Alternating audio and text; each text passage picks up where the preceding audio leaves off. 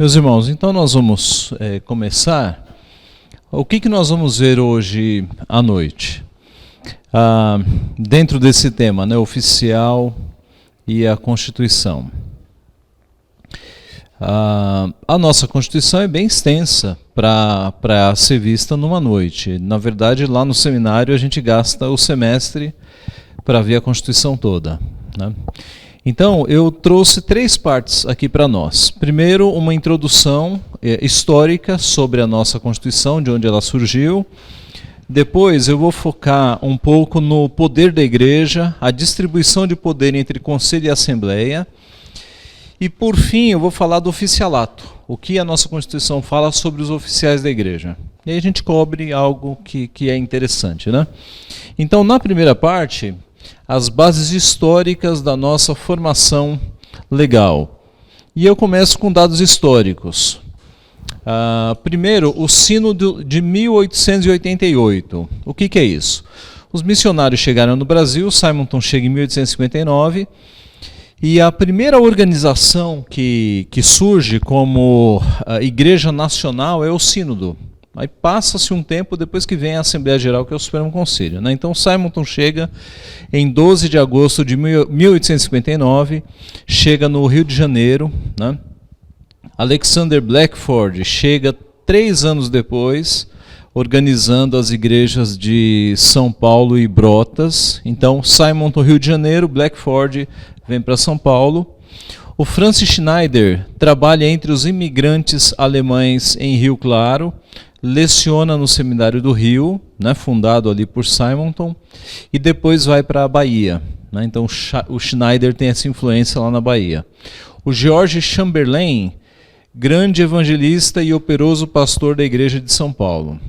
Os 4 únicos estudantes do Seminário Primitivo foram também grandes obreiros: Antônio Trajano, Miguel Torres, Modesto Carvalhosa, Antônio Pedro de Cerqueira Leite. Então esses foram os primeiros alunos do seminário.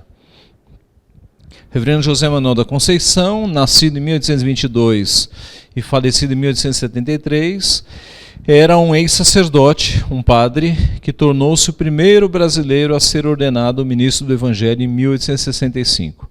O Dia do Pastor, em dezembro, é uma homenagem à ordenação do José Manuel da Conceição, né, que é o primeiro pastor nacional. Os outros eram missionários, né? O José Manuel da Conceição é o primeiro, digamos, nativo convertido, e ele era padre. A história dele é muito bonita, há inclusive livros sobre ele. Depois que ele se converteu, ele fez o caminho de todas as paróquias que ele tinha sido padre, fez o caminho a pé, voltando às paróquias e falando da sua conversão, numa tentativa de mostrar às pessoas que ele havia ensinado coisa errada. E ele morreu como indigente, ele morreu numa dessas viagens, porque ele cobria grandes distâncias. Ele fazia São Paulo e Rio de Janeiro a pé, né, indo parando de igreja em igreja pregando o Evangelho. Ele era um andarilho mesmo, né?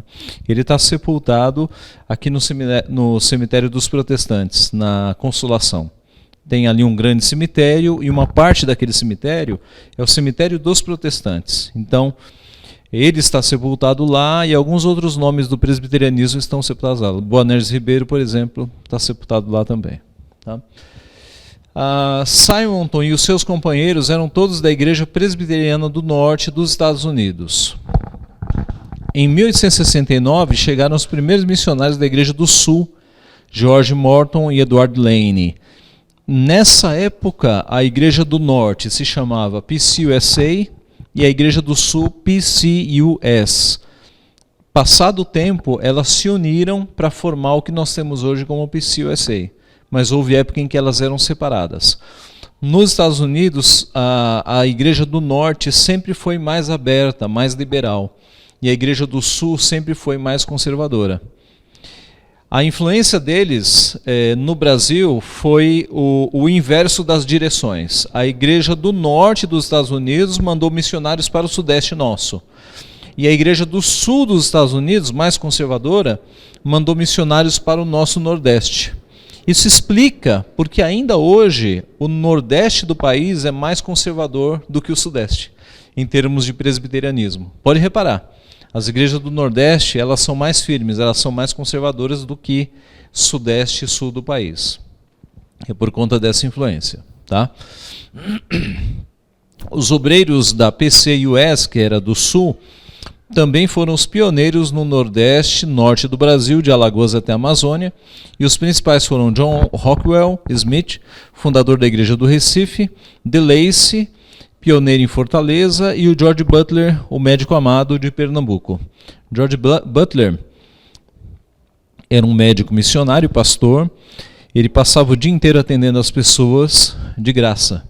E ele rodou o Nordeste atendendo gratuitamente as pessoas. Ele começava a trabalhar às 8 e terminava às 10 da noite. O George Butler tratou da avó do Ariano Suassuna, aquele pernambucano que escreveu o Alto da Compadecida. A avó foi curada e se converteu, tornou-se presbiteriana, e a mãe do Ariano Suassuna também tornou-se presbiteriana. Então foi um homem de muita influência no Nordeste. O apelido era o Médico Amado. Pastores nacionais deste período: Eduardo Carlos Pereira, que mais tarde será um dos líderes da IPI, quando em 1903 acontece a divisão entre IPB e IPI. José Zacarias de Miranda, Manuel Antônio de Menezes, Delfino dos Anjos Teixeira, João Ribeiro de Carvalho Braga e Caetano Nogueira Júnior. Em setembro de 1888 é organizado então o Sínodo da IPB, e a IPB torna-se então autônoma, desligando-se das igrejas-mãe norte-americanas. Até então, os missionários eram mantidos pela igreja norte-americana e eles tinham influência sobre a igreja brasileira. Em 1888 nós nos tornamos autônomos, embora continuemos a receber verbas que vêm de fora, mas as decisões já eram tomadas por aqui com autonomia. O sínodo foi formado então com 3 presbitérios: Rio de Janeiro, Campinas, oeste de Minas e Pernambuco. Era um sínodo que pegava o Brasil, na verdade, né? 20 missionários, 12 pastores nacionais, 59 igrejas. O primeiro moderador foi o veterano Blackford, né? Então foi o primeiro missionário, um dos primeiros missionários que se torna o primeiro moderador. Moderador é o equivalente a presidente do Supremo Concílio. Tá? Surge uma diferença de prioridades entre o sínodo e a Junta de Missões de Nova York. O sínodo queria apoio para a obra evangelística, para instalar o seminário, ao passo que a junta preferiu dar ênfase à obra educacional, principalmente através do Mackenzie.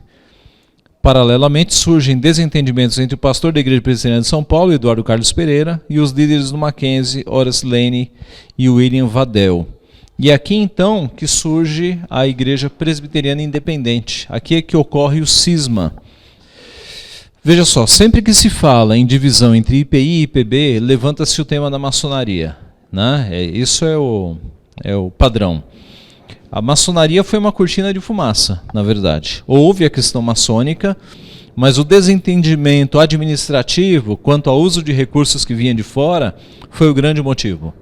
Os nacionais queriam mais investimento evangelístico, né? Seminários, etc. E o pessoal de fora queria investir mais no Mackenzie. A visão deles era investir na educação, e aí a educação ela evangelizaria, digamos assim, a base, as famílias. Então essa foi a grande diferença.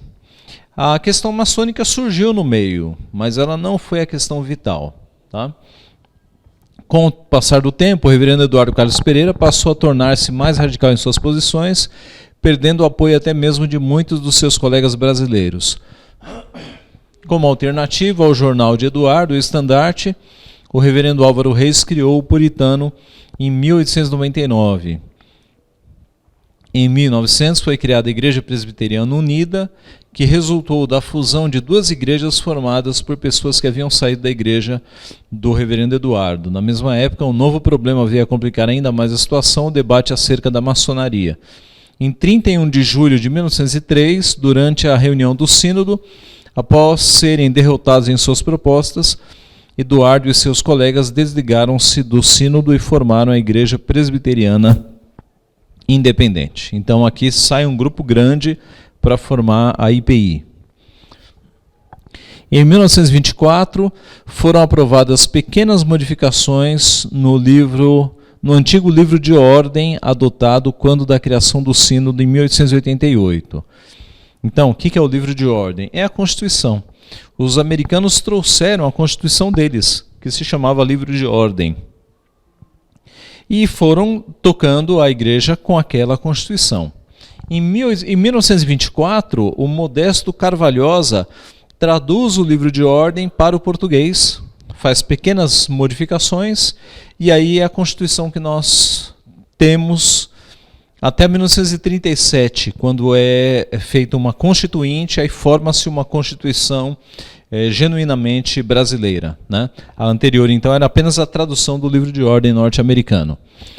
Em 1937, entrou em vigor a nova Constituição da Igreja, os independentes haviam aprovado a sua 3 anos antes, e é criado, então, o Supremo Concílio. Então, o livro de ordem tocou os primeiros anos da igreja. Em 1937, você tem uma Constituição feita aqui por brasileiros. O livro de ordem que nós recebemos dos missionários, ele era melhor, ele era mais teológico. E ele era legal do ponto de vista das leis, mas ele era mais teológico, porque ele era herdeiro de um documento de Westminster. Em 1646, a Assembleia de Westminster fez 5 documentos: Confissão de Fé de Westminster, Catecismo Maior, Breve Catecismo, um tratado que tinha a ver com os países e uma aliança, e a forma de governo das igrejas reformadas, das igrejas presbiterianas, né? Essa forma de governo era uma constituição, uma espécie de constituição, que no decorrer dos tempos virou livro de ordem, né? Então, o livro de ordem que chegou no Brasil, ele tinha mais teologia, porque ele refletia um documento de Westminster. Infelizmente, os nacionais deixaram de lado o livro de ordem e fizeram uma Constituição brasileira com bem menos teologia do que o livro de ordem. Tá? Eu tenho o livro de ordem, a de 37, depois se vocês quiserem consultar, eu tenho cópias, né? A 37 eu tenho original, o livro de ordem eu tenho cópia. Okay? Houve protestos do norte contra alguns pontos. Olha o norte sendo conservador. Diaconato para ambos os sexos, confirmação em vez de profissão de fé, e o nome Igreja Cristã Presbiteriana. Então, nessa Constituição que nasceu em 37, eles não colocaram restrição de sexo para diaconato. Mulher, já naquela época. Já tinha essas demandas aí, né? O pessoal do norte reclamou, né? E profissão de fé virou confirmação, e eles mudaram o nome da igreja para Igreja Cristã Presbiteriana. É possível você ver em algumas igrejas antigas do Brasil essa denominação ainda, Igreja Cristã Presbiteriana. Às vezes não trocaram a placa, né, e ficou lá.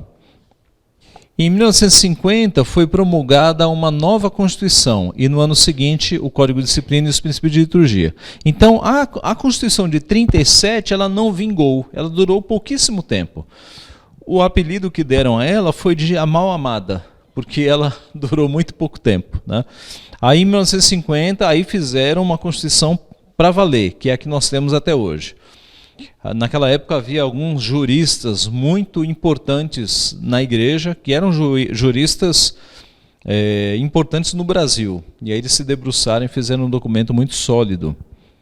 Na reunião ordinária de 46, então, decidiu-se convocar e instalar uma Assembleia Constituinte para reformar a Constituição vigente, que tinha o nome de Livro de Ordem da Igreja, delegando à referida Assembleia os poderes necessários para reformá-la, criando um código de disciplina e estabelecendo parâmetros litúrgicos para a Igreja, inclusive um manual de culto que nunca foi criado. Mantém-se o antigo, com pequenas emendas e alguns acréscimos. Na verdade, em 46 não era mais o Livro de Ordem, já era a Constituição de 37 que foi reformada. O Supremo Concílio era chamado Assembleia Geral, o livro de ordem tinha a sigla, né, de OL, e naquela época não era presidente do Supremo Concílio, era moderador. Tá? A atual Constituição foi promulgada pela Assembleia Constituinte na cidade de Alto Jequitibá, em julho de 1950. O Código de Disciplina e os princípios de liturgia foram promulgados no Templo da Igreja Unida em São Paulo em fevereiro de 51. Então veja, nisso que nós chamamos Manual Presbiteriano, nós temos 3 grandes documentos e alguns documentos menores. Os 3 grandes documentos são a Constituição da Igreja, o Código de Disciplina, os princípios de liturgia, e aí você tem regimento do Supremo Concílio, do Sínodo do Presbitério e estatuto de igreja local, e mais algum outro estatuto e manual de atas, né? Mas os 3 grandes documentos são Constituição, Código de Disciplina e princípios de liturgia. O presidente da Assembleia do Supremo Concílio, que promulgou a Constituição da Igreja, o Código de Disciplina e os princípios de liturgia, foi o reverendo Benjamin Moraes Filho, então pastor da Igreja Presbiteriana de Copacabana, cidade do Rio, um dos maiores juristas do Brasil. No livro de ordem, quem presidia as reuniões da Assembleia era chamado de moderador. Na Constituição atual, esse termo foi substituído por presidente. E ali você tem a cópia do preâmbulo da nova Constituição. Em nome do Pai, do Filho e do Espírito Santo, nós, legítimos representantes da Igreja Cristã Presbiteriana do Brasil, reunidos em Supremo Concílio no ano de 1950, com poderes para a reforma da Constituição, investidos de toda a autoridade para cumprir as resoluções da legislatura de 46, depositando toda a nossa confiança na bênção do Deus Altíssimo e tendo em vista a promoção da paz, disciplina, unidade e edificação do povo de Cristo, elaboramos, decretamos e promulgamos para a glória de Deus a seguinte Constituição da Igreja Presbiteriana do Brasil. Então eles começam com o nome antigo, né, Igreja Cristã Presbiteriana, porque eles estão nessa legislatura, mas na sequência já mudam para a Igreja Presbiteriana do Brasil. Aqui a lista dos moderadores, desde o começo da nossa igreja. Então o primeiro moderador foi o Blackford, lá numa reunião do Rio de Janeiro. Depois, em São Paulo, Miguel Torres. No Rio de Janeiro, Antônio Trajano. Foi reeleito Antônio Trajano em 1996. Depois, John Cayle, Samuel Gammon, João Ribeiro de Carvalho Braga, Modesto Carvalhosa, em 1906 e reeleito em 1907.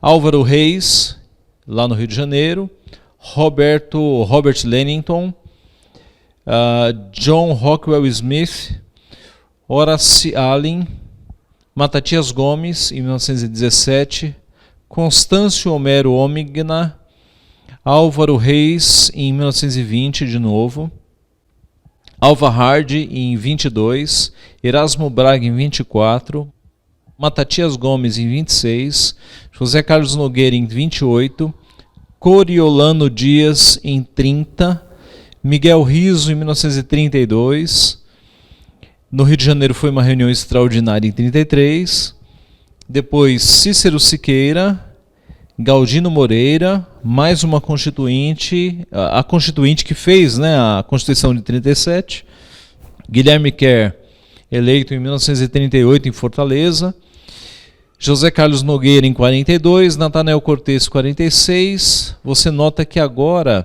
a partir daí, as reuniões são de 4 em 4 anos, né? Antes elas eram de 2 em 2, às vezes de 1 em 1.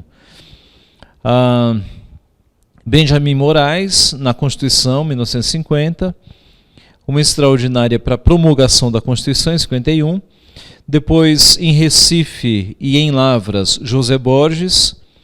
Uma extraordinária para comemorar os 100 anos de IPB. 62, Amantino Vação.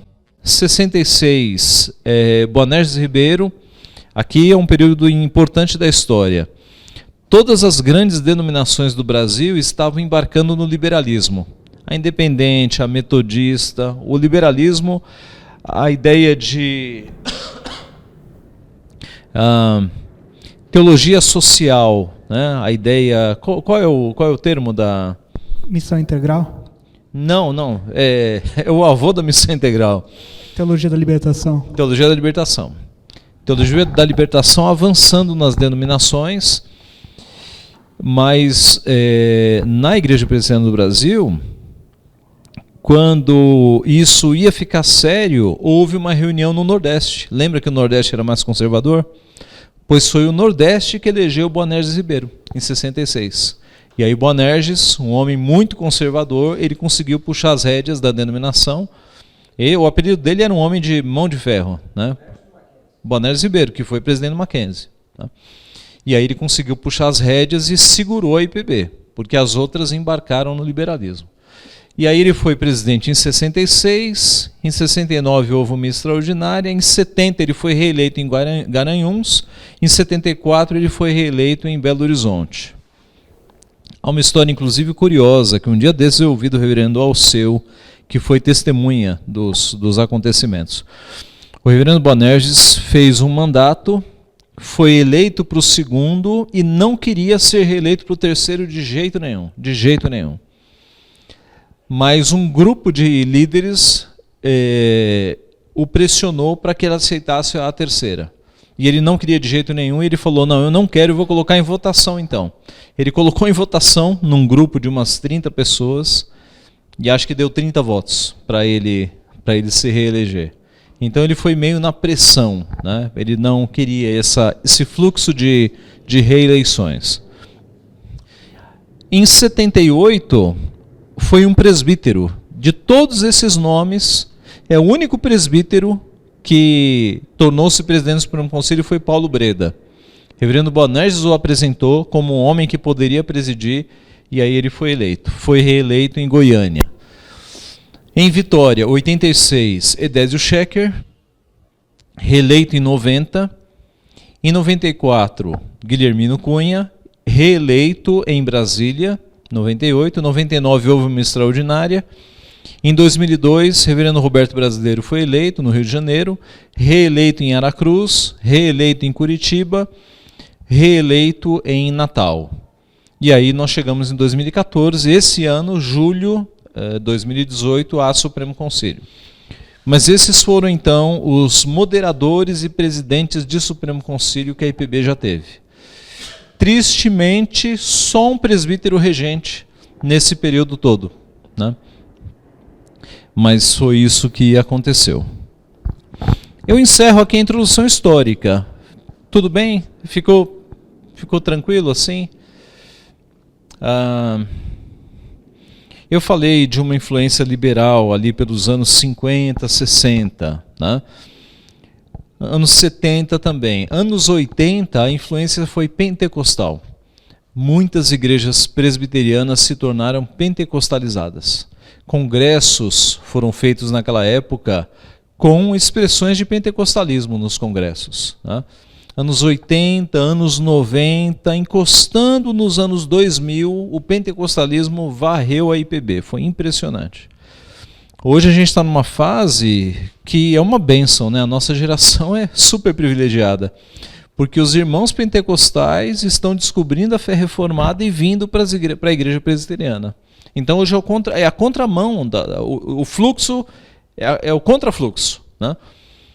Eu vivi essa época de pentecostalização ali pelos anos 80 e 90. E naquela época nós nunca sonhávamos que um dia a IPB passasse pelo que está passando hoje. Naquela época, a previsão dos mais pessimistas é que a igreja ia acabar, ela ia virar pentecostal naquela época, né? Então Deus deu uma virada na história e hoje as igrejas estão recebendo os irmãos pentecostais. Tá? Muito bem. Vamos falar um pouco sobre as assembleias e a divisão de poder que existe entre o conselho e a assembleia. Isso aqui é interessante. Então, o artigo 3º da Constituição fala que o poder da igreja é espiritual e administrativo, residindo na corporação, isto é, nos que governam e nos que são governados. Os que governam são o conselho, presbíteros eleitos para mandatos de 5 anos, né, periodicamente. E os governados são a Assembleia. Mas note que há um equilíbrio de poder na relação conselho e Assembleia. Por quê? Porque o conselho não é soberano. Há coisas que o conselho não pode fazer. Por exemplo, compra, venda, alienação de imóveis. Tudo que envolve imóvel, o conselho não pode decidir. O conselho não pode se reunir e falar assim, vamos vender esse templo? Ou vamos vender uma casa? Ele precisa submeter isso à Assembleia. É a Assembleia que toma essa decisão. Outra coisa que o conselho não pode fazer, eleição. Quem elege pastor, presbítero e diácono é a Assembleia. O conselho pode indicar nomes, né? Pode examinar nomes, mas a voz na eleição é da Assembleia. Então, há decisões grandes que o conselho não toma. É a Assembleia que toma, volta para o conselho analisar a regularidade do processo, né, se foi tudo feito de acordo com a Constituição, e aí ele aprova os atos, mas quem decide é a Assembleia. Da mesma forma, a Assembleia não é soberana. A maioria das decisões da Igreja é tomada pelo Conselho. Né? A Assembleia delega poderes para o Conselho, elegendo os seus representantes. E aí os presbíteros tomam as decisões. Então, há um equilíbrio de poder nas relações presbiterianas. O Conselho é quem toma a maioria das decisões por um poder delegado da Assembleia. E a Assembleia toma decisões mais drásticas, né? Decisões mais importantes.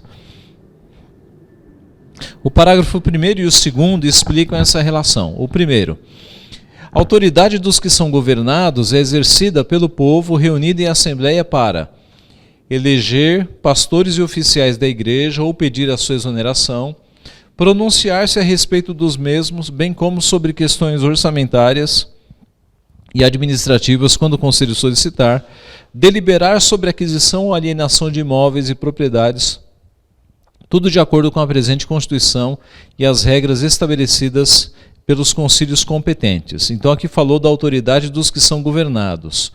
No segundo fala da autoridade dos que governam, que é de ordem e jurisdição. É de ordem quando exercida por oficiais individualmente na administração de sacramentos, na impetração de bênção pelos ministros e na integração de concílios por ministros e presbíteros. E é de jurisdição quando exercida coletivamente por oficiais em concílios para legislar, julgar, admitir, excluir ou transferir membros e administrar as comunidades. É um poder de ordem, então, porque há uma ordenação, o presbítero é ordenado, então ele tem autoridade intrínseca, individual. Mas é também um poder de jurisdição quando os presbíteros estão em qualquer concílio para administrar a igreja, para cuidar da igreja. E aí você tem esse equilíbrio de poder, né? Tanto a Assembleia quanto o Conselho. A Assembleia Geral da Igreja constará de todos os membros em plena comunhão e se reunirá ordinariamente ao menos uma vez por ano e extraordinariamente convocada pelo Conselho sempre que for necessário, regendo-se pelos respectivos estatutos. Então, ordinariamente é de ordem. Todo ano a Assembleia tem que se reunir uma vez para tomar conhecimento das contas da igreja do ano anterior e do orçamento para o ano em curso. E extraordinariamente, quando precisa comprar, vender um imóvel ou quando de uma eleição. Né? Quando está vencendo o mandato de alguém, precisa eleger, você convoca a reunião extraordinária.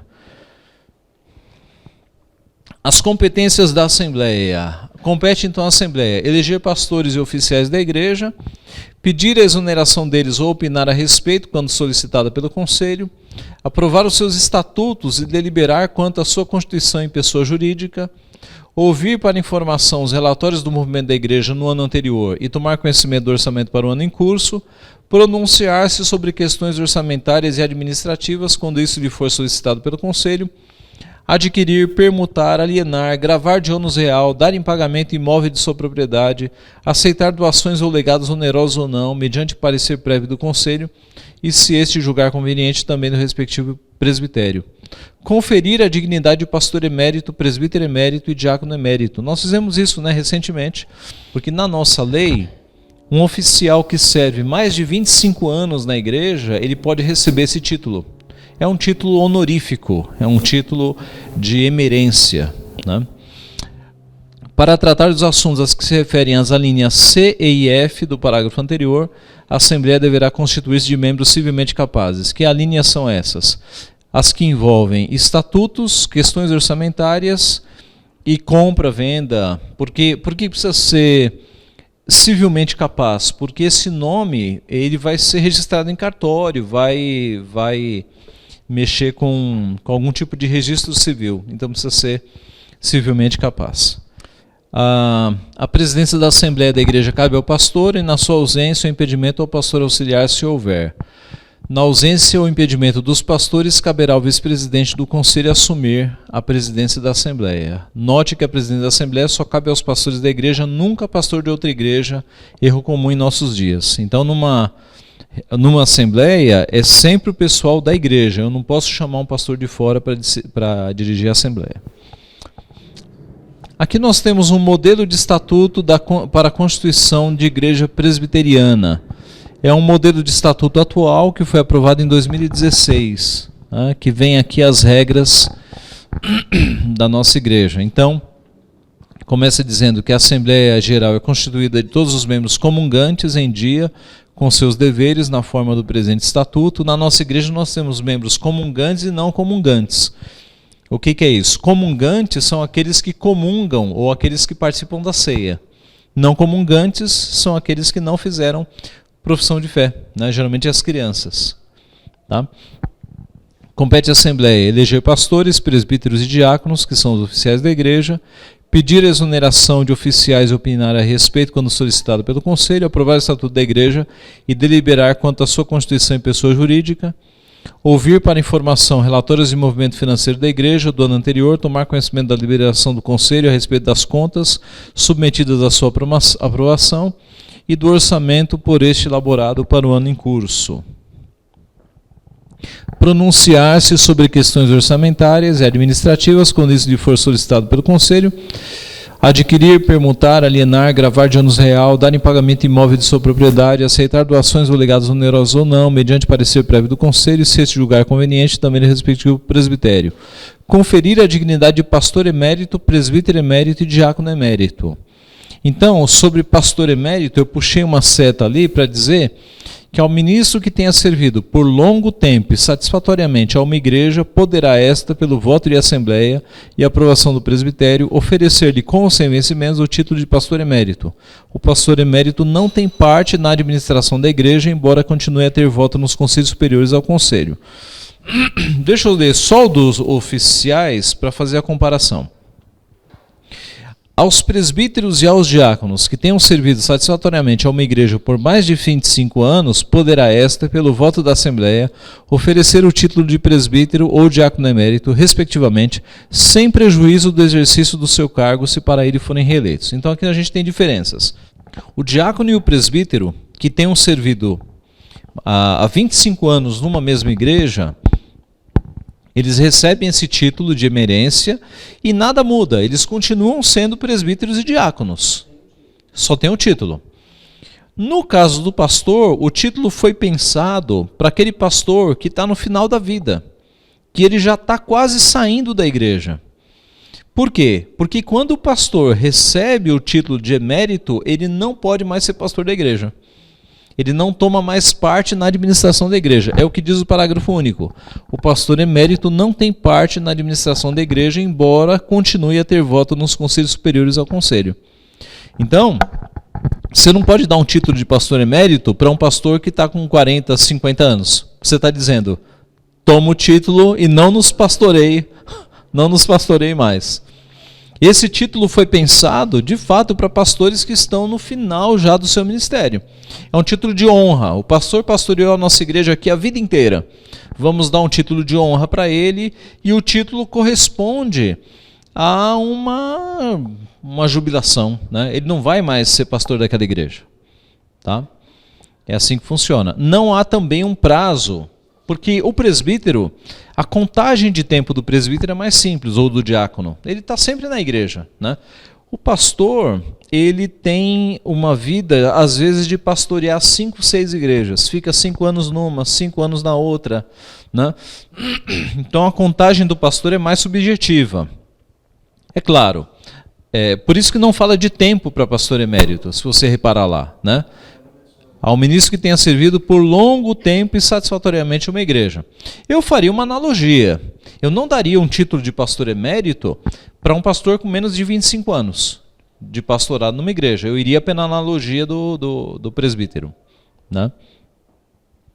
Mas então, tratando de emerência, são esses artigos que regulam o assunto.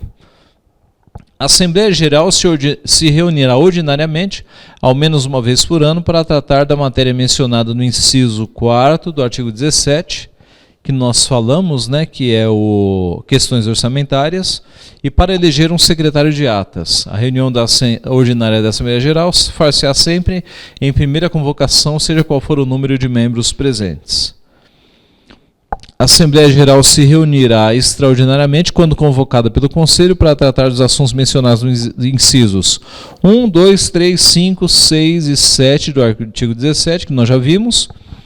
E essa reunião extraordinária deverá ser convocada com antecedência de pelo menos 7 dias e só poderá funcionar em primeira convocação com a presença mínima de membros em número correspondente a 1/3 dos residentes na sede.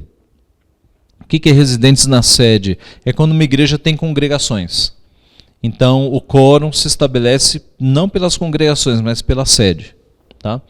Em segunda convocação, a reunião extraordinária da Assembleia será realizada em qualquer número, no prazo mínimo de 7 dias. A convocação geral da Assembleia Geral será feita mediante edital com divulgação por meio acessível a todos os membros. Oficialato na IPB.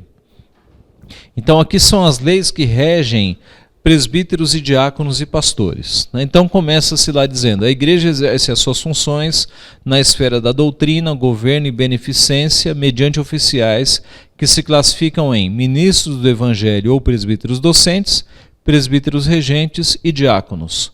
Estes ofícios são perpétuos, mas o exercício é temporário. Isso equivale a dizer que uma vez presbítero e uma vez diácono, sempre será presbítero e diácono, mesmo que não seja eleito. Né? Então, é daí que vem o termo em disponibilidade. O presbítero ele pode estar na ativa ou pode estar em disponibilidade. O mesmo diácono, né? O diácono pode estar na ativa ou pode estar em disponibilidade, porque os ofícios são perpétuos. Por que é assim? Por que a coisa é tão séria? Por que é perpétua? Porque esses ofícios foram instituídos por Cristo. Não é uma convenção humana. Vamos criar um cargo aqui. Não, eles vêm da Bíblia. Tanto o presbítero quanto o diácono. Então, a ideia é que Cristo é o rei da igreja e ele governa a sua igreja delegando poderes aos oficiais, aos presbíteros e aos diáconos. Essa é a ideia. Cristo governa a sua igreja não pessoalmente, ele não manda anjos, mas ele elege presbíteros e diáconos para o governo da igreja. É por isso que a coisa é séria. Né? Não é só uma convenção humana. Tem raízes bíblicas, é uma ordenação. Né? Domingo que vem a gente vai ter uma ordenação aqui. Todos os presbíteros vêm à frente, imposição de mãos, é um rito mesmo, instituído na palavra de Deus. Por isso que é sério. Por isso que não é algo que você começa e termina. Né? Uma vez que ordenou, é para sempre, tanto o presbítero quanto o diácono. A menos que haja um problema disciplinar e ele seja exonerado, né? Ele seja retirado do ofício. Para o oficialato só poderão ser votados homens maiores de 18 anos e civilmente capazes. Os ministros e os presbíteros são oficiais de concílios da Igreja Presbiteriana do Brasil, os diáconos da igreja que pertencem. Porque os presbíteros e pastores, eles acabam indo para outros concílios, né? Presbitério, Sínodo Supremo. O diácono é um foco na igreja local. O ministro é membro ex officio do presbitério. Ex officio é de ofício, é membro natural. Né? Então, o pastor é membro natural do presbitério. E do conselho, quando pastor da igreja. Do sínodo do Supremo, quando eleito representante. O presbítero é membro ex officio do conselho. O presbítero é membro natural, de ofício natural do conselho. E dos concílios superiores, quando eleito para tal fim. Então veja, nós temos um rol de membros na igreja. O pastor não está nesse rol de membro. A família inteira está aqui, mas o pastor é membro do presbitério. Né? O pastor responde ao presbitério. Por quê? Porque o pastor hoje pode estar nessa igreja e amanhã, num outro ano, em outra igreja. Né? O pastor ele roda. Mas os membros não, né? Os membros são próprios de uma igreja só. Ministros e presbíteros, embora não sejam membros de um concílio, poderão ser incluídos nas comissões de que trata o artigo 99, itens 2 e 3, desde que jurisdicionados por aquele concílio. Esse artigo 99 trata de comissões. Então, há dois tipos de comissões, que são as especiais e as permanentes, que eu posso ter ali presbíteros e pastores, especialmente presbíteros, que não são delegados daquela reunião, mas que são da jurisdição dos concílios. Eu posso ter eles trabalhando nas comissões. Para atender às leis civis, o ministro será considerado membro da igreja de que for pastor, continuando sob a jurisdição do presbitério. Então, o pastor é membro do presbitério, mas ele é o responsável pela igreja para leis civis, né? Ele responde pela igreja. A admissão a qualquer ofício depende de duas coisas: da vocação do Espírito Santo, reconhecida pela aprovação do povo de Deus, da ordenação e investiduras solenes conforme a liturgia. Então note, o ofício, nós entendemos, é uma vocação do Espírito Santo. É Deus que age no coração dos homens, chamando eles para serem presbíteros ou para serem diáconos. Só que chamado é um pouco subjetivo. Como é que você sabe que Deus está te chamando? Por isso que vem o voto. O voto é objetivo. Aí nós entendemos que Deus confirma o chamado subjetivo a partir do voto que é objetivo. As pessoas votam e aí a vontade de Deus se manifesta. Ok? E ordenação e investiduras solenes, conforme a liturgia, é o ato do presbítero ou do diácono, tendo sido eleitos, agora eles são ordenados em posição de mãos e são investidos no cargo, né? Eles começam a trabalhar. Nenhum oficial pode exercer simultaneamente dois ofícios, nem pode ser constrangido a aceitar cargo ou ofício contra a sua vontade. Então eu não posso ter um homem que é presbítero e diácono ao mesmo tempo, né? Um é outro, não há hierarquia, a questão é de um dom específico, né? O dom do diácono, biblicamente falando, é mais de administração mesmo, de cuidado das necessidades do povo, de serviço. E do presbítero é um dom mais de pastoreio, de ensino e de pastoreio. Tá? Não há uma hierarquia e ninguém pode ser constrangido a aceitar um cargo que não queira. Né? A escolha é voluntária, a aceitação é voluntária. Os pastores, chamados também ministros do Evangelho. O ministro do Evangelho é oficial consagrado pela igreja, representada no presbitério, para dedicar-se especialmente à pregação da palavra de Deus, a administrar os sacramentos, edificar os crentes e participar com os presbíteros regentes do governo e disciplina da comunidade. Os títulos que a Sagrada Escritura dá ao ministro: de bispo, pastor, ministro, presbítero, ancião, anjo da igreja, embaixador, evangelista, pregador, doutor, despenseiro dos mistérios de Deus, indicam funções diversas e não graus diferentes de dignidade no ofício. São apenas títulos para indicar funções. Funções privativas do ministro: administrar os sacramentos, invocar a bênção apostólica sobre o povo de Deus, celebrar o casamento religioso com efeito civil, orientar e supervisionar a liturgia na igreja de que é pastor. A ideia aqui é a seguinte: o presbítero docente é aquele que se afadiga na palavra, é aquele que vai fazer curso de teologia. A ideia, como nós já falamos, né? Na Bíblia você não tem 3 ofícios, você tem 2, presbíteros e diáconos. Eu não tenho na Bíblia pastor, presbítero e diácono. Eu tenho na Bíblia presbítero e diácono. Por quê? Porque a palavra empregada para presbítero é sinônima de bispo e de pastor. O grande exemplo que nós temos, tem pelo menos uns 5 exemplos bons, mas o mais forte é quando Paulo chama os presbíteros de Éfeso e ele diz no texto: os quais o Espírito Santo vos constituiu bispos para pastoreardes a igreja de Deus. Então, os mesmos homens são chamados de presbíteros, de bispos e de pastores. Os mesmos homens. Né?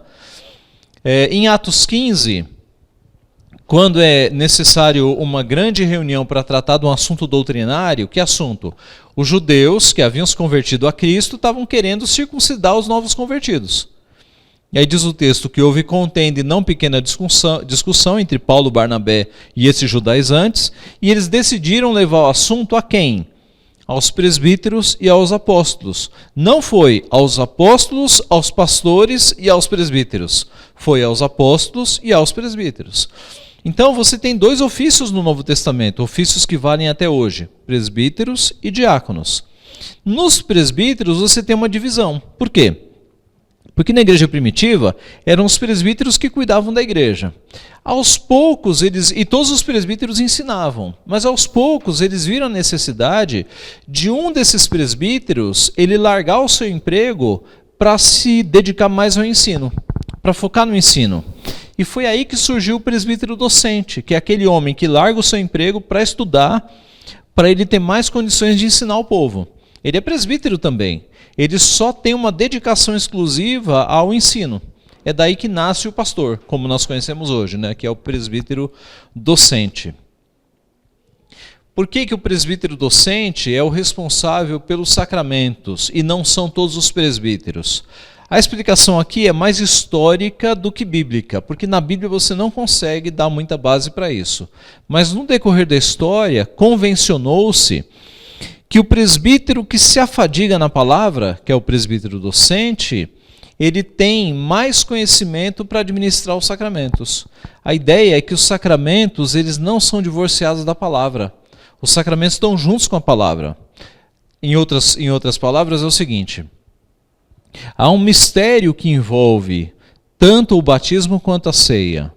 E, na verdade, a palavra sacramentum é mistério em latim, né? Então, é mistério mesmo. E a ideia é que é necessário um conhecimento muito profundo do sacramento para fazê-lo corretamente. Então, por isso que, historicamente, foi reservado para o presbítero da palavra a administração dos sacramentos. Essa é a ideia, historicamente falando, né? Por isso que você tem funções privativas. E a ideia da liturgia e do ensino é a mesma coisa, né? Os presbíteros todos podem ensinar, mas é uma questão de lógica que aquele presbítero que se afadigou na palavra, ele seja o responsável pelo culto e pelo ensino maior. O senhor falou que não pode ocupar dois ofícios simultaneamente. Na questão não é nem simultaneamente, mas um homem ele foi eleito diácono primeiramente. Posteriormente ele é eleito presbítero. Quando é eleito presbítero, cessa a função de diácono dele ou fica, entre aspas, vamos assim supor, adormecida a função de diácono? Ele tem os dois ofícios, mas exercendo o presbiterato, ele continua com os dois ofícios ou cessa um ofício e só fica prevalecendo o outro ofício? Então, a ideia é o caminho que você foi mesmo. O ofício está lá. Vamos imaginar que esse presbítero, o mandato dele de presbítero acabou, e aí a igreja o elegeu para diácono. Ele já foi ordenado. Então ele não precisa ser ordenado de novo. Logo, o ofício estava lá, né? Então é justamente isso. A questão é a atividade, né? Eu não posso exercer os dois ofícios, mas eu posso ter os dois ofícios. Muito bem, o ministro cujo cargo e exercício são os primeiros na igreja deve conhecer a Bíblia e sua teologia, ter cultura geral, ser apto para ensinar e lição na fé, irrepreensível na vida, eficiente e zeloso no cumprimento dos seus deveres, ter vida piedosa e gozar de bom conceito dentro e fora da igreja. Existem algumas questões aqui, e eu acho que eu já falei com vocês sobre isso. A nossa Constituição ela tem uma tendência um pouco episcopal, de valorizar demais o pastor, né? Isso há questões históricas. Eu escrevi isso no meu trabalho de conclusão de curso lá do mestrado. Se vocês quiserem ler, tá fácil. Mas a ideia é a seguinte: na história da Igreja Reformada, você teve igrejas que tiveram 3 ofícios: pastores, presbíteros e diáconos. E no sistema de 3 ofícios, o pastor é o suprassumo, o presbítero é um intermediário, é um representante, e o diácono, né? Esse não é o sistema mais presbiteriano. O sistema mais presbiteriano é de 2 ofícios, em que presbíteros docentes e regentes estão no mesmo nível, só muda a função. O docente é mais ensino, né? Mas é mesmo nível, e os diáconos. A nossa Constituição, embora ela fale em presbíteros docentes e regentes, historicamente ela tem uma queda por 3 ofícios, né? Tanto é que só quem pode presidir conselho é pastor. Num sistema presbiteriano puro, os presbíteros poderiam presidir o conselho. Ainda mais que é uma questão administrativa, né? A ênfase do pastor é ensino. E dirigir conselho não é ensino, é administração. Então, há algumas questões, né, uns ranços de episcopalismo na nossa Constituição, que não alteram muito o nosso sistema, mas privilegiam um pouco a posição de pastor, né? Eu tenho trabalhado aqui na nossa igreja para a gente resgatar o papel do presbítero como pastor, né? Para igualar o presbítero ao pastor, e o pastor ele tem uma ênfase, um foco maior no ensino, mas os presbíteros pastoreiam. Esse é o sistema presbiteriano puro. Tá? Tratando ali sobre liturgia, porque na linha D houve a menção orientar e supervisionar a liturgia, eu puxo ali uma nota de rodapé. A liturgia deve estar em conformidade com as Sagradas Escrituras e os símbolos de fé da igreja. Símbolos de fé da igreja são Confissão de Fé, Catecismo Maior, Breve Catecismo, Westminster. O presbitério tem competência para deliberar matéria que envolva a liturgia da igreja local e tem poderes para orientar a liturgia das igrejas e pastores a eles jurisdicionais. Isso aqui é interessante. Imagine um presbitério que você tem uma igreja presbiteriana errando na liturgia, seja pentecostalismo ou liberalismo, algum tipo de erro na liturgia. O presbitério tem poderes para supervisionar e fiscalizar essas igrejas e resolver problemas. O presbitério tem esse poder. O ministro poderá ser designado pastor efetivo, pastor auxiliar, pastor evangelista e missionário. Então veja, aqui é o presbítero docente, é o pastor, que pode ter 4 designações. Ele pode ser pastor efetivo.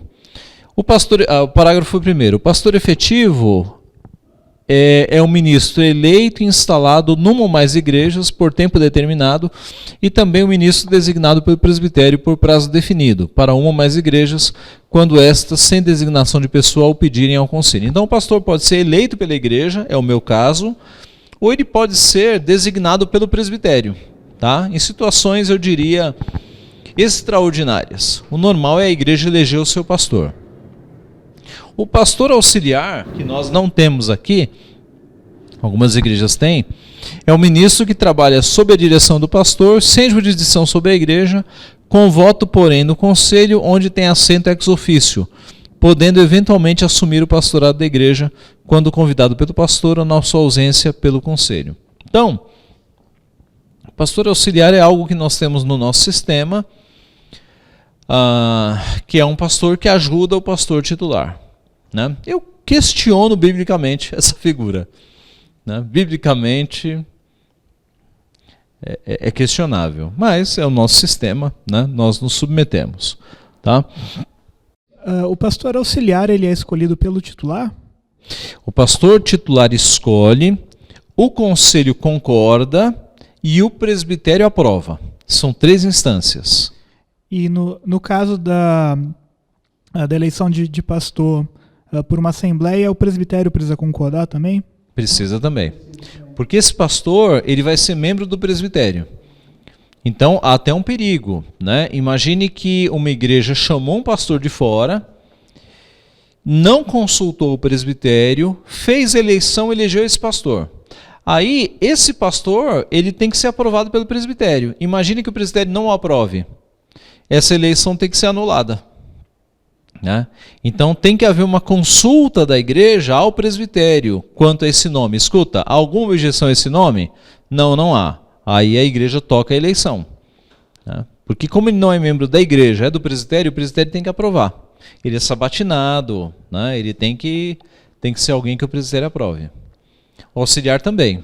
Se eu vou trazer um auxiliar aqui para essa igreja, o pastor indica, o conselho concorda ou não, e é o presbitério que vai examiná-lo também. Não existe eleição para pastor auxiliar? Não, pastor auxiliar é uma designação anual. O conselho designa ele anualmente. Tá? Pastor evangelista é o designado pelo presbitério para assumir a direção de uma ou mais igrejas ou de trabalho incipiente.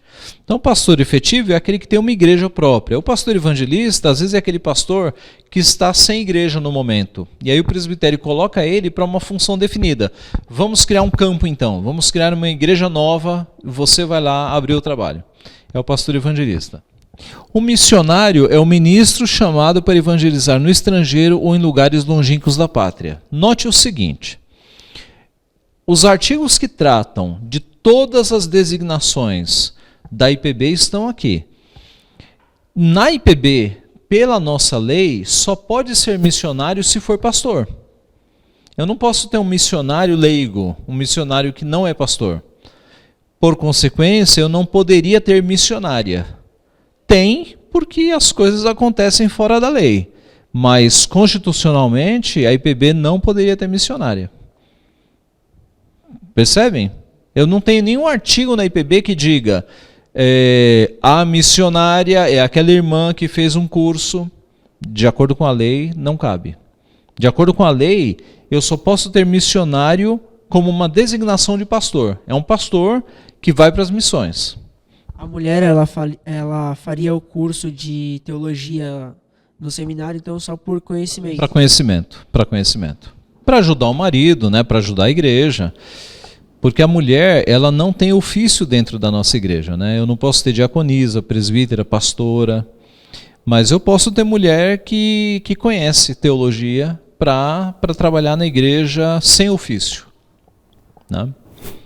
Inclusive, na nossa Constituição fala que nós não temos diaconisas, mas numa situação em que falta homem na igreja, o conselho pode escolher mulheres piedosas para ajudar no serviço de misericórdia da igreja. Mulheres piedosas, sem ofício. Por que não ofício? Porque a Bíblia não nos permite. A Bíblia não fala de diaconisa, só fala de diácono e de presbítero. Mais uma questão, sobre ser missionário. Eu poderia fazer só a pós-graduação e não a teologia e ser missionário? Então, você precisa de uma ordenação. Você precisa ser ordenado pastor para ser missionário na IPB. Para ser pastor, você precisa de uma graduação em teologia. Então, você precisa do seminário. Né? Precisa. A designação de pastores obedecerá ao que abaixo se preceitua. O pastor efetivo será eleito por uma ou mais igrejas pelo prazo máximo de 5 anos, podendo ser reeleito, competindo ao presbitério julgar das eleições e dar posse ao eleito. Então, no nosso sistema atual, o pastor tem mandatos de 5 anos. Lembra do livro de ordem, que foi a primeira constituição que nós tivemos, traduzida do inglês? Lá você não tinha mandato. O pastor era eleito numa igreja para a vida inteira. É por isso que é muito comum você olhar para o passado e você ter um pastor que foi pastor de uma igreja a vida inteira. Né? Porque lá não tinha mandato. Para o pastor sair da igreja, tinha que ter alguma coisa assim muito extraordinária. Né? Em 50 é que criou-se essa questão de mandatos de 5 anos. O que não impede também que um pastor fique na igreja muito tempo. Eu estou há 19 anos aqui, né? Mas são mandatos fracionados. Tá? Eu tenho um amigo que é pastor na Escócia, ele foi eleito lá, acho que para 25 anos. Os mandatos são gigantes. É a ideia de que se elege um pastor para cuidar a vida inteira da igreja. Tá? O pastor efetivo designado, a linha A é pastor eleito. O pastor efetivo designado pelo presbitério, nas condições do artigo anterior, infine, tomará posse perante o presbitério e assumirá o exercício na primeira reunião do conselho. O pastor auxiliar será designado pelo conselho por 1 ano, mediante prévia indicação do pastor, aprovação do presbitério, sendo empossado pelo pastor perante o conselho. O pastor evangelista será designado pelo presbitério, diante do qual tomará posse e assumirá o exercício perante o conselho, quando se tratar de igreja. Então, o pastor evangelista é vinculado ao presbitério. É o presbitério quem dá o sustento para ele. O missionário, cedido pelo presbitério, a organização que superintende a obra missionária, receberá atribuição para organizar igrejas ou congregações na forma dessa Constituição, dando de tudo relatório ao concílio. O sustento do pastor efetivo e do pastor auxiliar cabe às igrejas, que fixarão os vencimentos com aprovação do presbitério. Isso aqui é interessante. O pastor efetivo, ele tem e o auxiliar, eles têm salários que a gente chama de côngruas, né? Mas essas côngruas são aprovadas pelo presbitério. Então, imagine que seja um valor muito alto, o presbitério pode falar não. Ou que seja muito baixo, que não dê para ele sustentar a família, o presbitério também pode determinar. Os pastores evangelistas serão mantidos pelos presbitérios e os missionários pelas organizações responsáveis. Então, pela lei, os missionários devem ser mantidos pelas juntas missionárias, né? Elas que devem providenciar o sustento deles. São atribuições do ministro que pastoreia a igreja: orar com o rebanho por este, apacentá-lo na doutrina cristã, exercer as suas funções com zelo, orientar e superintender as atividades da igreja, a fim de tornar eficiente a vida espiritual do povo de Deus, prestar assistência pastoral, instruir os neófitos, neófito é novo na fé, dedicar atenção à infância e à mocidade, bem como aos necessitados, aflitos, enfermos e desviados, exercer juntamente com os outros presbíteros o poder coletivo de governo, e dos atos pastorais realizados o ministro apresentará periodicamente relatórios ao conselho para registro. Os ministros poderão ser designados para exercer funções na imprensa, na beneficência, no ensino ou em qualquer outra obra de interesse eclesiástico. Em qualquer desses cargos terão a superintendência espiritual dos que lhe forem confiados. Então, por vezes, um pastor ele pode trabalhar na imprensa, quer dizer, numa casa editora presbiteriana, num seminário, num hospital. Ele pode ter funções assim, né? A atividade do ministro deve ser superintendida pelo presbitério, ao qual anualmente prestará relatório dos seus atos. Então, todo ano, na reunião ordinária do presbitério, os pastores apresentam seus relatórios para serem verificados. Para ausentar-se do seu campo de trabalho por prazo superior a 10 dias, o pastor necessita da licença do conselho. Por prazo inferior, basta comunicar ao vice-presidente. O pastor evangelista pedirá licença à comissão executiva do presbitério. É assegurado anualmente aos ministros em atividade o gozo de um mês de férias, seguido parceladamente com os vencimentos. Conceder-se-á licença ao ministro com vencimentos integrais, até 1 ano, para tratamento de saúde, além deste prazo com possíveis reduções de vencimentos, a juízo do presbitério, quando pastor evangelista, e do conselho quando pastor efetivo. Aqui eu vou passar rápido, trata-se de licenças, né, que o pastor pode tirar. Licença para tratamento de saúde, quando ele fica doente, licença para interesses particulares, não remunerada, né, o pastor quer se ausentar 1 ano, às vezes está sem igreja e quer fazer um curso, sem salário. E ele pode ter uma licença para trabalhar em instituições de fora da IPB, né, o presbitério tem que autorizar também. Aqui, no 44, fala do título de pastor emérito, que nós já vimos. No 45, fala da passagem de um ministro para outro presbitério ou para outra comunidade evangélica, outra denominação, por meio de carta de transferência com destino determinado. Enquanto não for aceito, continua o ministro sob jurisdição do concílio que expediu a carta. Então, assim como membros, para se transferir de igreja para igreja, precisam de cartas de transferência, assim também os pastores, né? Eles se transferem de presbitério para presbitério com cartas de transferência. Pastor, como é que funciona no caso de um pastor da IPB que vai temporariamente trabalhar em uma igreja que não faz parte da IPB, como a gente tinha no caso da Igreja Reformada de Campo Belo, antes de ela vir para a IPB? Pois é, era dado uma espécie de licença para interesse eclesiástico, é o 37. Ali, ó.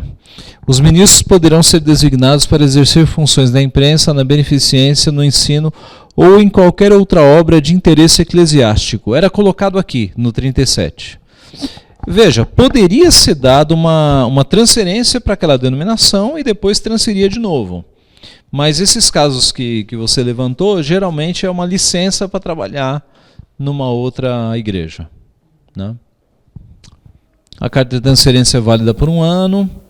Nenhum presbitério poderá dar carta de transferência a ministro em licença para tratar de interesses particulares, sem que primeiro regularize sua situação nos conselhos superiores. A admissão de um ministro que venha de outro presbitério dependerá da conveniência do presbitério que o admitir, podendo este ainda procurar conhecer suas opiniões teológicas. Então, quando chega um pastor novo no presbitério, ele é sabatinado, né? Ele é examinado para ver se convém recebê-lo.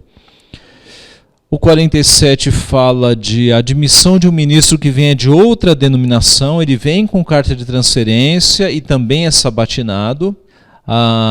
E essa resolução, ela fala da consulta prévia. Então diz assim: é da competência do presbitério legislar sobre a conveniência na recepção de qualquer ministro oriundo de outros presbitérios ou mesmo denominações.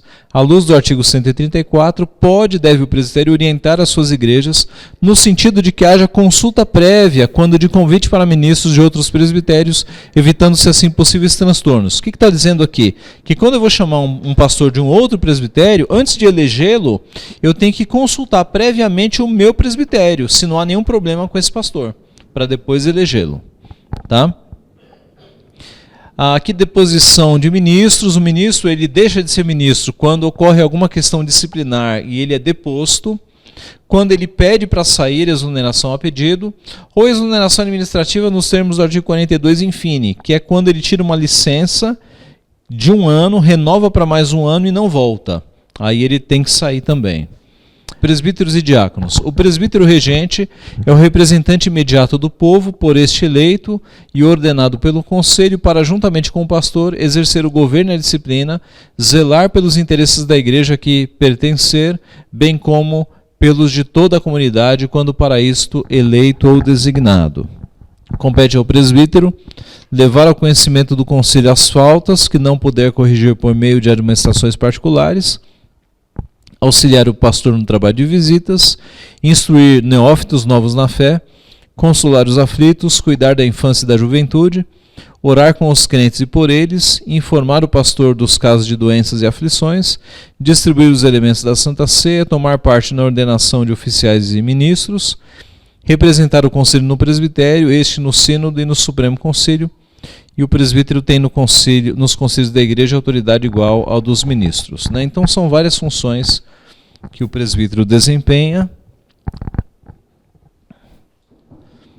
E nesse artigo que o senhor passou, fica claro que, no 52, fica claro que o senhor está falando desse episcopalismo aí, porque se está falando que se não tivesse uma diferença, não precisava colocar aqui os presbíteros nos concílios da igreja de autoridade igual dos ministros, se fossem realmente pares, né? Exatamente, não precisava. Aliás, veja ali o seguinte, veja a linha E, informar o pastor dos casos de doenças e aflições. Na minha visão, o presbítero ele tem o mesmo nível do pastor. Então ele não precisa ser um auxiliar do pastor. Né? Aqui ele é colocado como um auxiliar mesmo. Né? Biblicamente, os presbíteros estão no mesmo nível. O diferencial do pastor é o ensino, mas o cuidado do rebanho, todos os presbíteros são iguais, né? Biblicamente falando. Esse item E, ele tem a ver com aquele contexto em que um mesmo pastor ele precisava cuidar de várias igrejas, né? E não estava sempre presente. Então, mas o pressuposto é que o presbítero não pode resolver a questão. Ele precisa do pastor. Tá no imaginário popular que a oração do pastor é mais forte, que a visita do pastor é a que vale, é a poderosa, entendeu? O presbítero visita, é o presbítero. Agora o pastor, não, é o pastor, entendeu? Biblicamente isso não existe. Consagração não tem a ver com um título de pastor. Consagração tem a ver com piedade diante de Deus. Né? Biblicamente, presbíteros são todos iguais. A diferença são as ênfases. Percebe? Na Constituição, o presbítero é meio coadjuvante, ele é meio ajudante do pastor. É assim que está aí, mas biblicamente não deveria ser. E tem um dos itens que é a função do presbítero distribuir os elementos da ceia. De acordo com a Constituição da IPB, não seria lícito o diácono distribuir também os elementos da ceia? De acordo com a Constituição, não. Embora nada impede. Imagine que numa ceia eu não tenha nenhum presbítero presente. Eu peço para os diáconos. né? Não há nenhuma proibição. Porque é apenas servir, né? O servir não tem a ver com a instituição, com as palavras de preparação, né? Envolve um conhecimento mais teológico do sacramento. Tá? Muito bem, o diácono é oficial eleito pela igreja, ordenado pelo conselho, para, sob a supervisão deste, o conselho, dedicar-se especialmente à arrecadação de ofertas para fins piedosos, o cuidado dos pobres, doentes e inválidos, a manutenção da ordem e reverência nos lugares reservados ao serviço divino e exercer a fiscalização para que haja boa ordem na casa de Deus e suas dependências. O diácono também é um ofício bíblico, né? Quando os apóstolos eles precisavam se dedicar à oração e à palavra, eles instituíram diáconos para cuidar da misericórdia, né, do serviço das mesas, das viúvas que precisavam de cuidado. Então os diáconos foram instituídos. É interessante, na época de Calvino, Calvino cria que os diáconos eles eram divididos em duas ordens. Os diáconos que arrecadavam dinheiro e os diáconos que administravam o dinheiro. Porque no caso de Calvino, era uma cidade inteira, né? E ele acabou quase com a mendicância da cidade. Então ele tinha os diáconos que faziam, digamos, o fundraising, né? A captação de recursos. Os diáconos iam atrás de pessoas para conseguir verbas, e uma parte dos diáconos administravam essas verbas, para que o povo não tivesse carência. Isso foi revolucionário lá. Isso transformou uma cidade inteira. Então, hoje a função do diácono tem a ver com isso. O exercício do presbiteriato do diaconato limitar-se ao período de 5 anos, podendo ser renovado. 3 meses antes de terminar o mandato, o conselho fará proceder nova eleição. Fim do mandato do presbítero não sendo reeleito ou tendo sido exonerado a pedido, ou ainda por haver mudado de residência que não lhe permita exercer o cargo, ficará em disponibilidade, podendo, entretanto, quando convidado, distribuir os elementos da ceia, tomar parte na ordenação de novos oficiais. O presbítero e o diácono devem ser assíduos e pontuais no cumprimento de seus deveres, irrepreensíveis na moral, sãos na fé, prudentes no agir, discretos no falar, exemplos de santidade na vida. É o que se aplica ao pastor também, né? As funções de presbítero e diácono cessam quando terminar o mandato, não sendo reeleito, mudar o lugar para lugar que o impossibilite de exercer o cargo, for deposto, né, alguma questão disciplinar e ele tem que ser exonerado, ausentar-se sem justo motivo durante 6 meses das reuniões do conselho e se for presbítero e da junta diaconal se for diácono. For exonerado administrativamente ou a pedido ouvida a igreja. O 57 fala da emerência, que nós já vimos, né, há mais de 25 anos. E a junta diaconal dirigir-se-á por um regimento aprovado pelo conselho. Aqui nós temos ordens da igreja, a doutrina da vocação. A vocação para o ofício na igreja é a chamada de Deus pelo Espírito Santo, mediante o testemunho interno de uma boa consciência e a aprovação do povo de Deus por meio de um concílio. Ninguém poderá exercer ofício na igreja sem que seja regularmente eleito, ordenado e instalado no cargo por um conselho competente. Ordenar é admitir uma pessoa vocacionada ao desempenho do ofício na igreja de Deus por imposição de mãos, segundo exemplo apostólico e oração pelo conselho competente.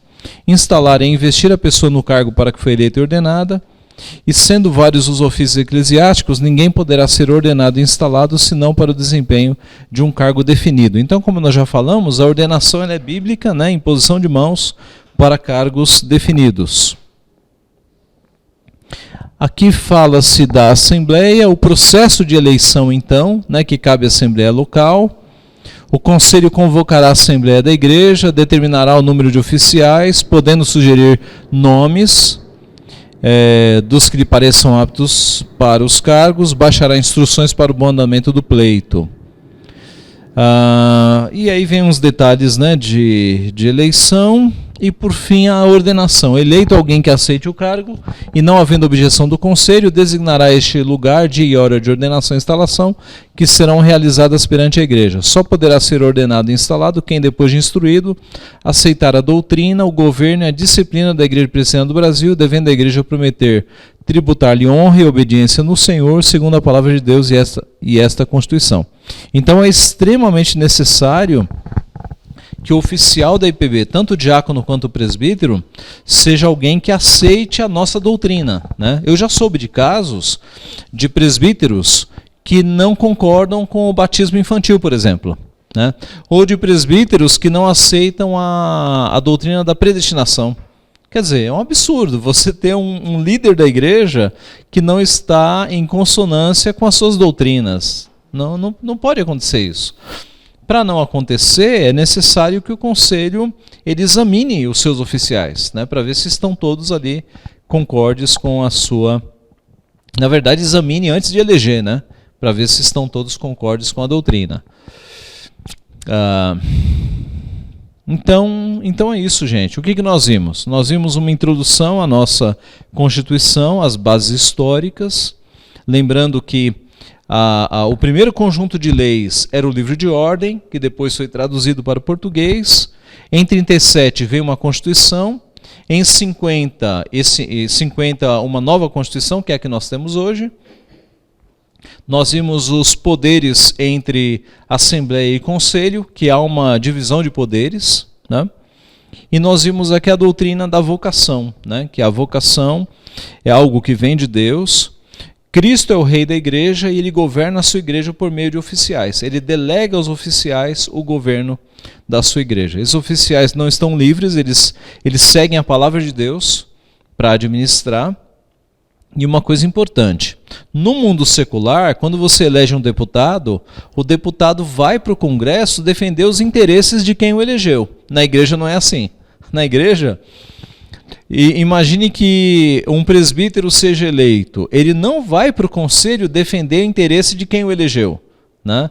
Ele vai para o conselho defender os interesses de Deus, às vezes tomando decisões contrárias ao povo da igreja, mas o seu compromisso não é com quem elegeu, o seu compromisso é com Deus. É bem diferente do que a gente vê na política partidária que existe no país, né? O compromisso do presbítero e do diácono também, né, é um compromisso com Deus, não com as pessoas. Isso é um diferencial muito importante. Ok, irmãos, então nós encerramos aqui. Alguma pergunta? Ficou tudo claro? Sim, Lima. Em questão que o senhor falou daquela divisão que Calvino faz do diácono que arrecada os bens e o que administra o recurso financeiro, seria o chamado tesoureiro, ou em questão desse cargo que eu já vi esse termo ser muito usado? Como que... no nosso sistema, a igreja tem um tesoureiro, né, que é aquele que administra os recursos. Grosso modo seria isso. É que quando a gente fala de Calvino e de Genebra, as proporções são gigantes. Por quê?